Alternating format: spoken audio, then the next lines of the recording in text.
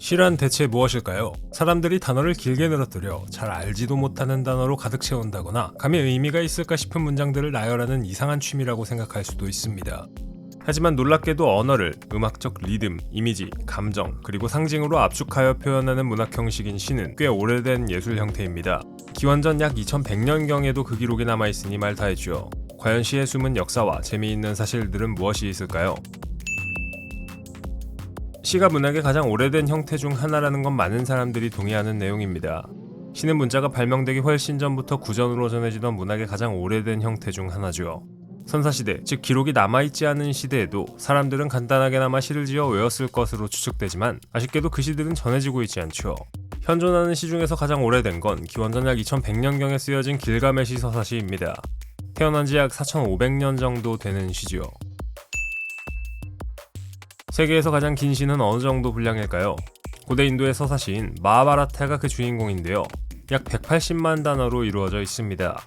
환산해보면 대략 A4 용지로 4000장 정도 됩니다. 다 읽으려면 시간 좀 걸리겠는데요. 소설 반지의 제왕과 해리포터를 합쳐도 이 시의 분량은 못 따라갑니다. 그렇다면 세상에서 가장 짧은 시는 프랑스의 시인인 쥘 르나르가 쓴 뱀이라는 시입니다. 그는 이 시로 노벨상까지 수상했는데요. 시의 내용은 너무 길다, 단 한 문장입니다.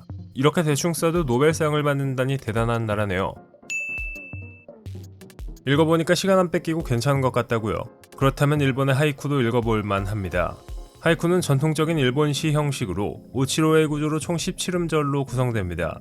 짤막한 문장으로 인간의 희노애락을 모두 표현하는 시인데요.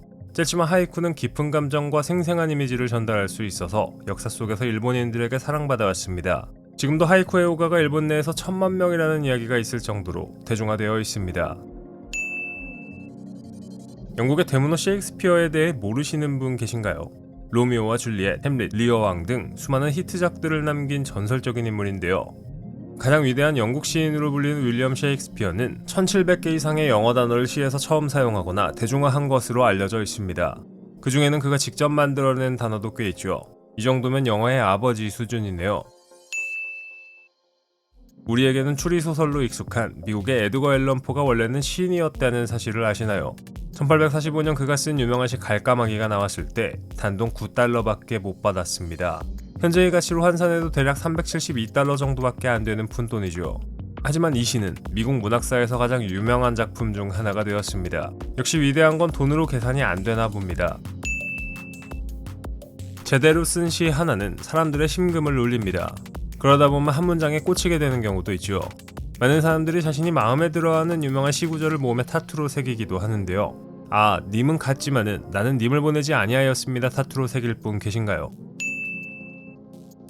오드라는 단어 들어보셨나요? 해외에서 무언가를 찬양하는 시의 한 형식으로 번역하면 찬가 정도의 의미를 지닙니다. 시인들은 이 방식을 사용해 자연현상에게 경의를 표하기도 했고 더 유머러스한 주제들, 예를 들어 양파나 양말 같은 일상적인 것들에게 경의를 표하기도 했죠. 진짜냐고요? 인도의 시인 파블로 네루다는 양파에게 바치는 송가와 같은 시를 썼습니다.